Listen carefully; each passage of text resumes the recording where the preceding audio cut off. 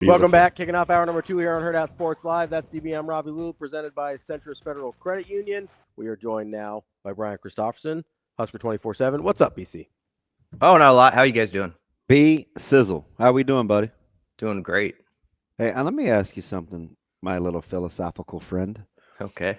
If we keep making these, this is on the heels of this comment, so I'm going to ask somebody that has a little depth. On the heels of the whole, I don't like talking about money and I want to talk about football and that's somebody else's job. And we keep making these comparisons to college gravitating closer to the NFL.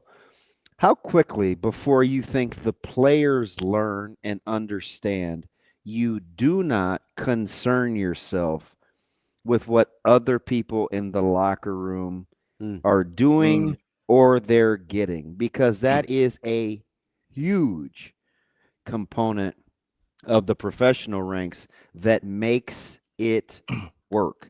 You do not put your hands in other people's pockets. Yeah. How quickly do you think collegiate athletes will have to learn that? Oh man, that's interesting. Yeah, that it's probably going to take some adapting. That's there. part of it. Do you think? I mean, obviously he said that for a reason. Do you think that's a more significant problem than we realize? Like that's going on more than is known. So I don't know. know. Like I don't know, but I do know this. Like if I'm in conflict resolution, or it doesn't matter if it's relational or it's player. So those people that I'm dealing with know two things. Number one, you cannot devalue somebody else to make your point. You start doing that, we're not having this conversation. Number two, your comparison can't be to somebody else. Right. Or we're not having this conversation. So I think it's just good business to do like that, to think like that anyway, more than if I think it's actually an issue. I just don't think these guys are familiar enough with protocol to keep other people's money and those things out of your mouth. Yeah, you're probably right. So with that said, I think Rhule made a good point about how he's handling it, where it's like that's Pat Stewart, that's Sean Patton over here. You talk about that over there. Let's talk about football. Let's talk about where you're at as a player, what you've put on tape, what you got to get better at, what it's going to take to develop you to get you to the next level. And then you can always tell too, there's that floating in front of guys, which is important. Like, and Rhule said this since he got here, the idea of building yourself to be a player who gets a second contract in the NFL and thinking big picture about everything. When sometimes you want to get caught up in this thing that's right in front of you. It's like, let's just keep working day to day and make yourself the kind of player that's like has a Cam Jurgens story. Like he brought that up yesterday, like put it in front of little Cam growing up through the years in his Husker stuff. Now look where he is. Did he always think he was going to get to that point? I don't know, but he just kept developing day to day, and he had we all know he had tough spots on that journey. And so, how about our revisionist history with him? That's a whole nother segment coming up, but you do that. I mean, there were struggles. So, I mean, that's what's, he went through it when he was at Nebraska and to where remember when we said he was costing Nebraska games? Yeah. Well, I mean, he had a rough go there. Snap. Oh yeah. That's why it's an awesome story. I always thought he was like had a great potential as a lineman. I remember that's, I'm getting off on another subject now, but the South Alabama game, the first game of 2019, the snaps were all over the place and they could not move South Alabama at the line of scrimmage. I was like, this is going to be rough this year. Yeah. But anyway, that's a good question though, Damon. You're one about it is going to take some adapting time. For I think players like that's that guy's thing over there. I gotta what's my deal here? Like let's just focus on that and how I can get better.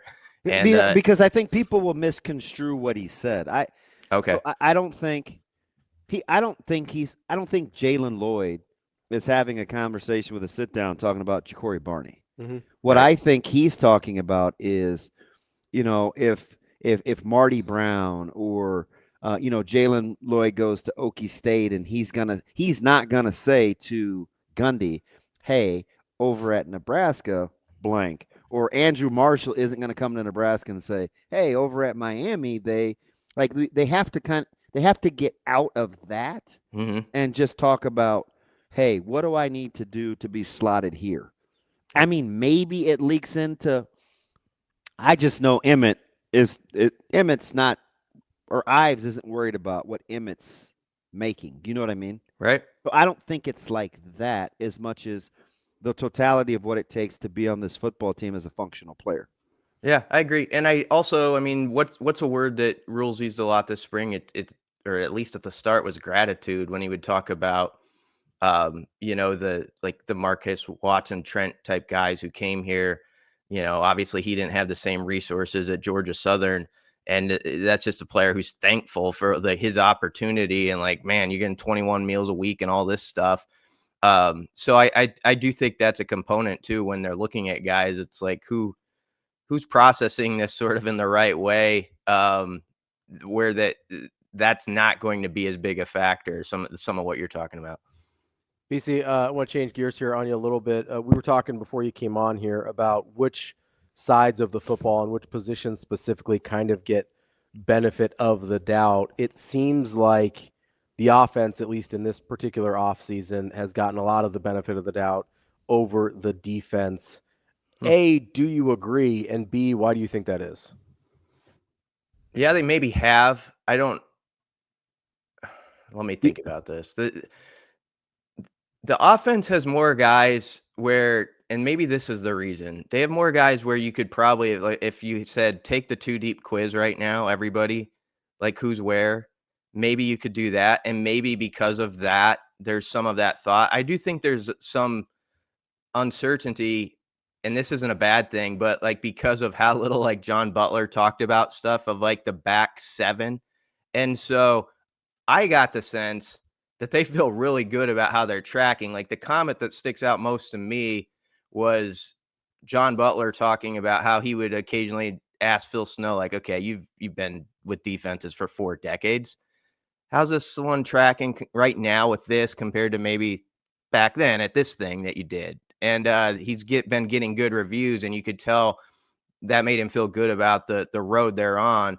And so I don't know, if you piece together all the comments and you want to play Inspector Gadget, like you hear about like the man, you got the theme song in your head now, don't you? But yeah, like the man coverage though, like how good they've been, with that, you take up that, and then how good he feels about like some of the blitzers they have. And I don't necessarily have more confidence in the offense.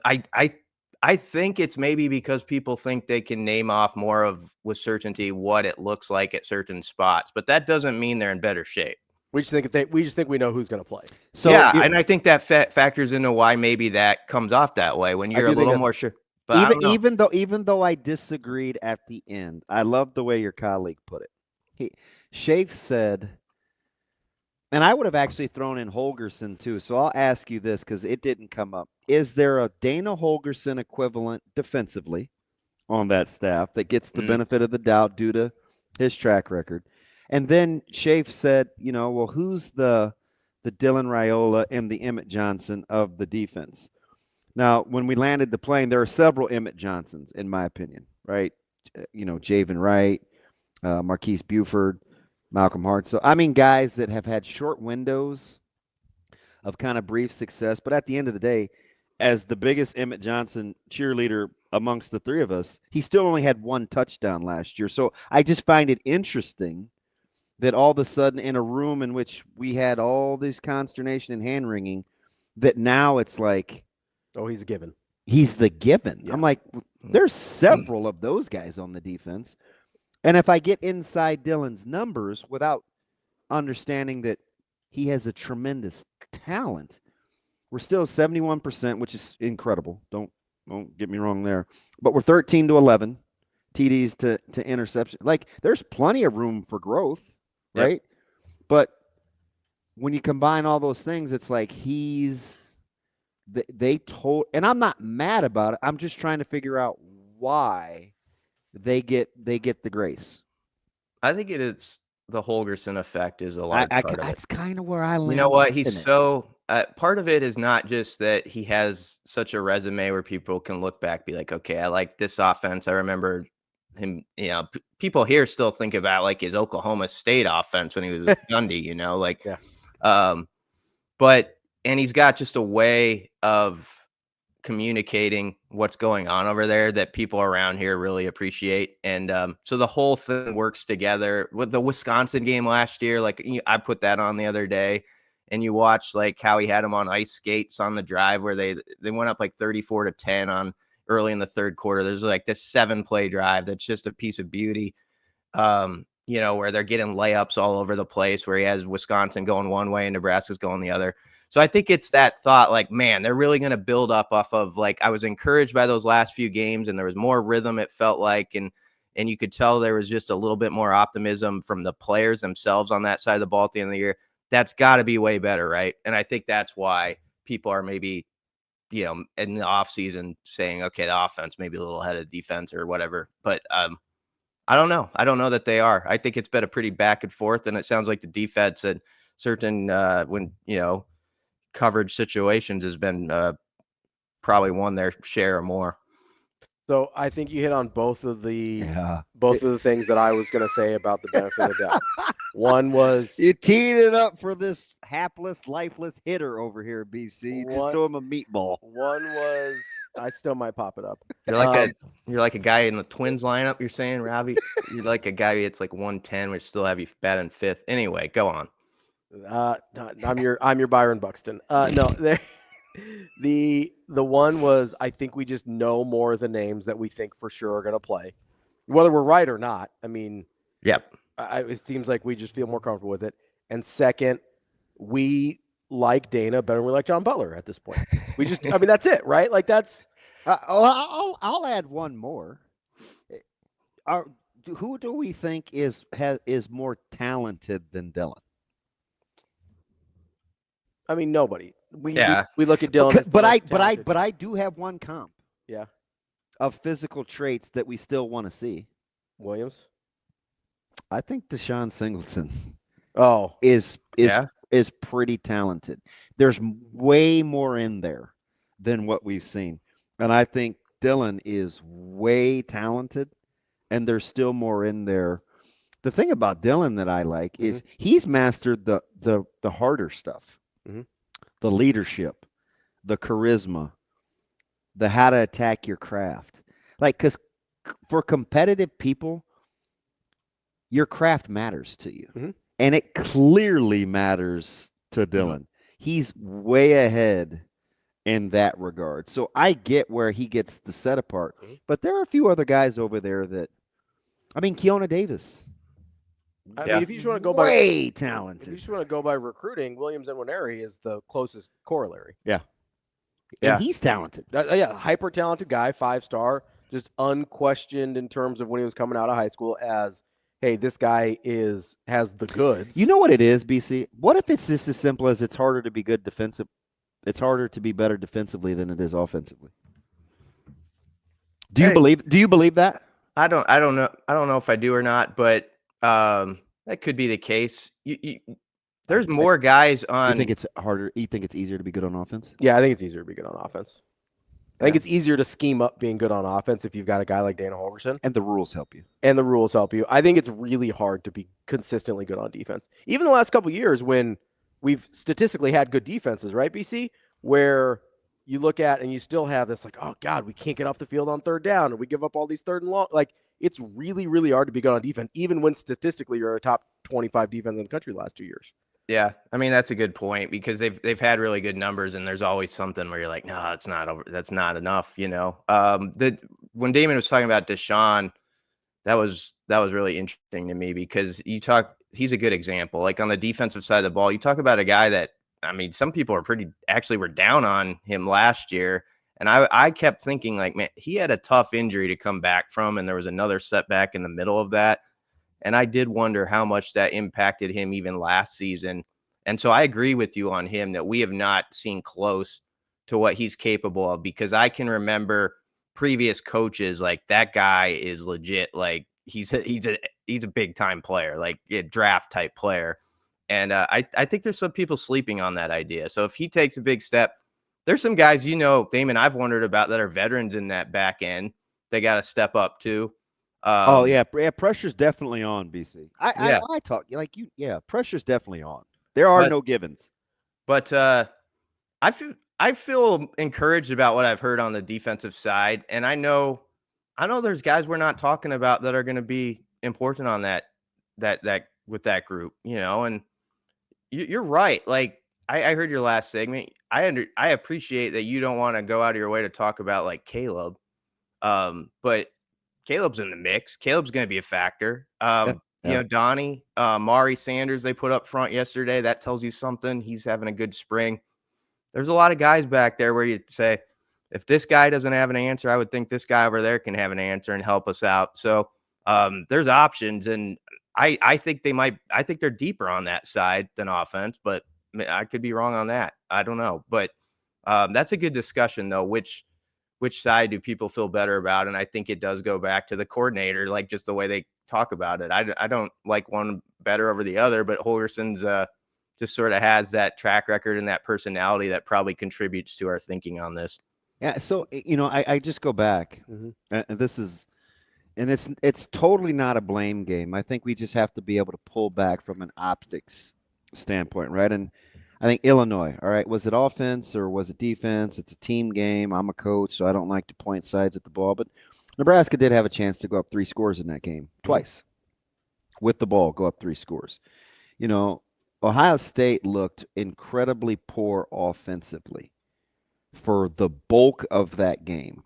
And Nebraska couldn't figure out a way to seal the deal. They had choked off Iowa defensively. They gave up the one play to KJ on the swing pass, and they couldn't make one more play or 2 more plays on offense or even special teams. So I just think sometimes I think we misremember how it actually plays out. But I do think it is interesting that Holgerson and his accomplishments may not have a peer that we can tangibly see on defense as a staff.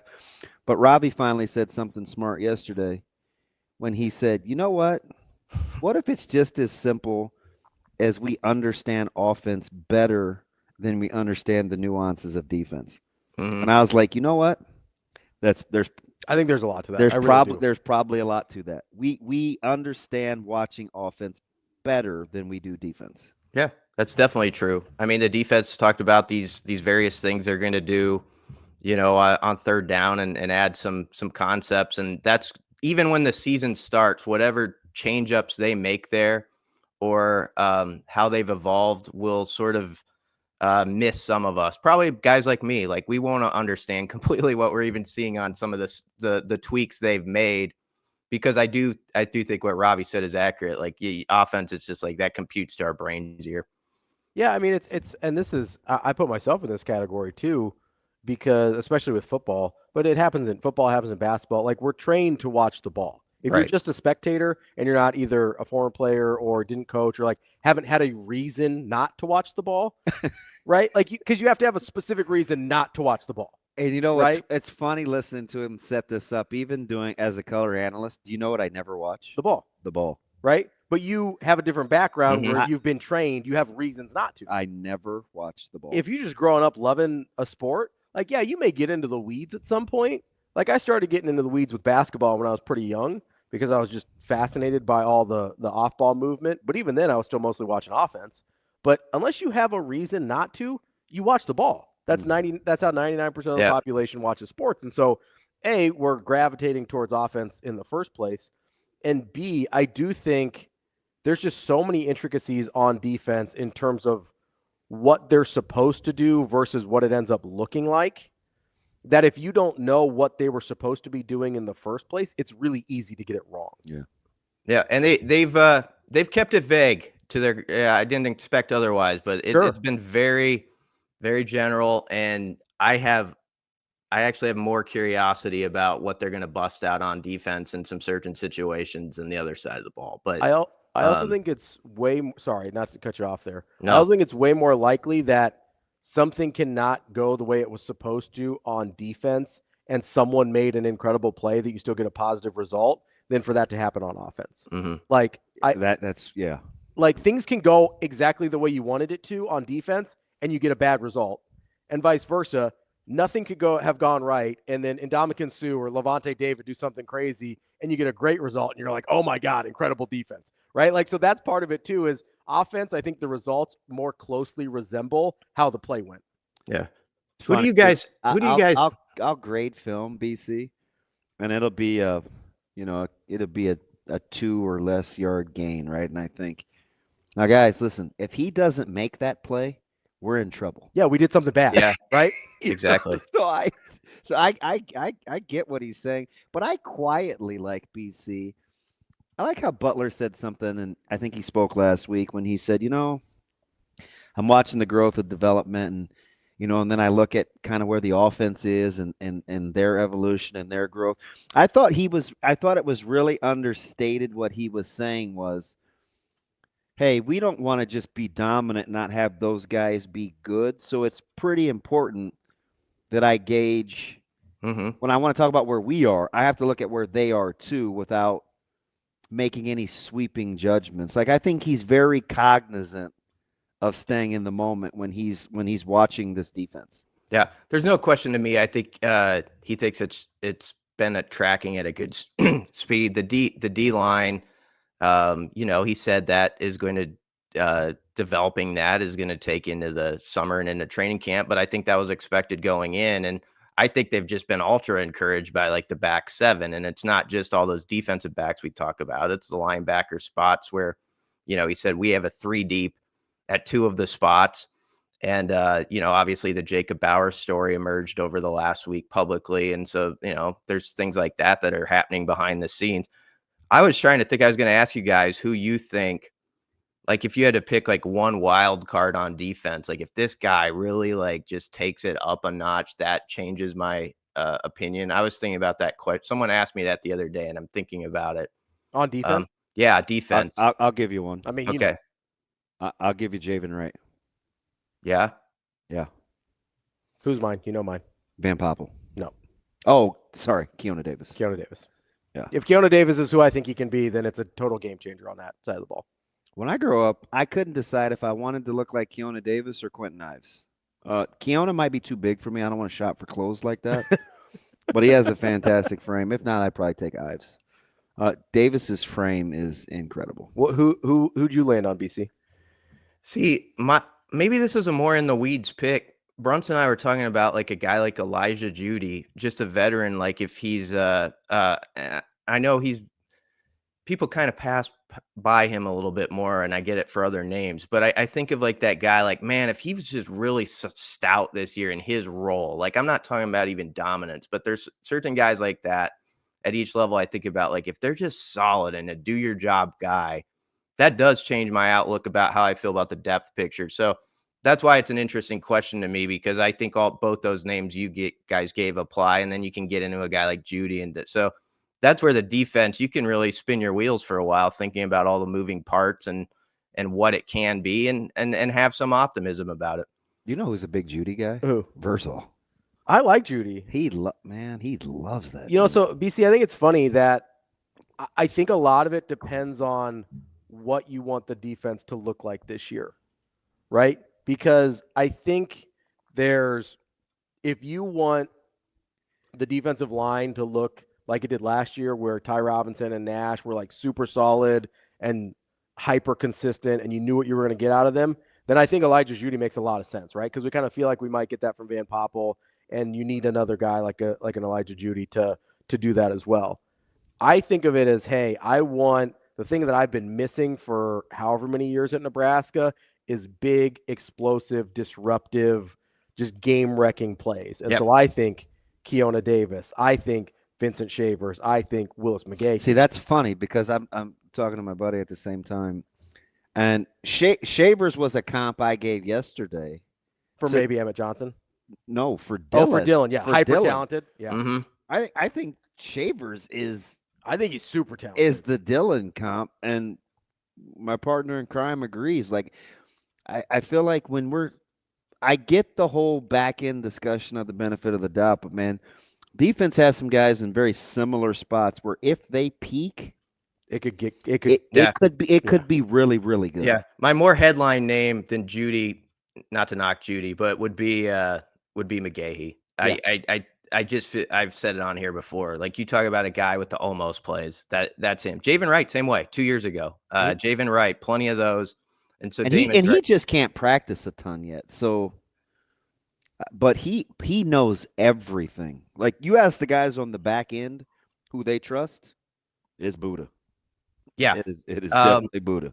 And what's it look like for him if he just had a normal season? I've always wondered. I think it's going to be good. But yeah, him and McGahee, if they could definitely be game record types if they can keep progressing this summer. That's what I want. And maybe it's because we haven't had it right recently. Like, there hasn't been a game record type guy on Nebraska's defense for a while, or at least an eraser. Yeah, like a problem solver. Yeah, you know, a guy that if you screw everything else up on defense makes that play that I was talking about. That makes it look like a positive result, regardless. Like, Nebraska hasn't had one of those. It seems like for a while, like a true disruptor on defense. And so maybe I don't value the consistency as much as I should, because it's like, oh, we've had that. I want that guy that sort of wrecks stuff for other people. And if one of those guys, whether it's McGahee, Shavers, or my guy Keona Davis, I think if you get one of those guys to go, I'm excited. Yep. BC, was that you last week that said, hang on, Shane, give me like 60 seconds. Was that you that last week said, you were talking about the 3 deep on the inside of linebackers, and we probably should pay attention to the fact that he made mention of that? It could have been. I forget what I said like 2 minutes ago, so that's hard to. Right. So we're thinking Bowers. You're thinking Watson Trent. Mm-hmm. You're thinking Shavers. Yeah. Who else we got there? Javen Wright. That is that group better than we think? I think they think they're all right there. Because we sure don't talk about them. No, we don't at all. They're like almost entirely forgotten. All. Almost entirely forgotten. There's somebody they feel better we about say than things I like than the I don't know. 7. There's a name or so that they feel. I mean, there's also the guys who are coming back from injury that are true freshmen that I'm sure think are going to be pretty good. I don't know that was factored into that quote though. You mean we haven't even got into like our, Merritt's and Christian and Mooberry guys, that are coming up. So yeah, that's an exciting room he's got. Like, it's got all these really interesting parts with cool stories too. Like, I love him as a coach, so I'm definitely cheering him on. Yeah. I'm just saying, I don't think it's this year, but like Pierce Mooberry is going to be really good. Oh yeah, he is. I'm Team Dvorak too. Like, so that dude's going to be really good. Yep. BC, great stuff as always. Appreciate you letting us kind of take you all these bunch of weird places today. We will talk to you next week. Thanks. Yeah. Yeah. Thanks for having me, guys.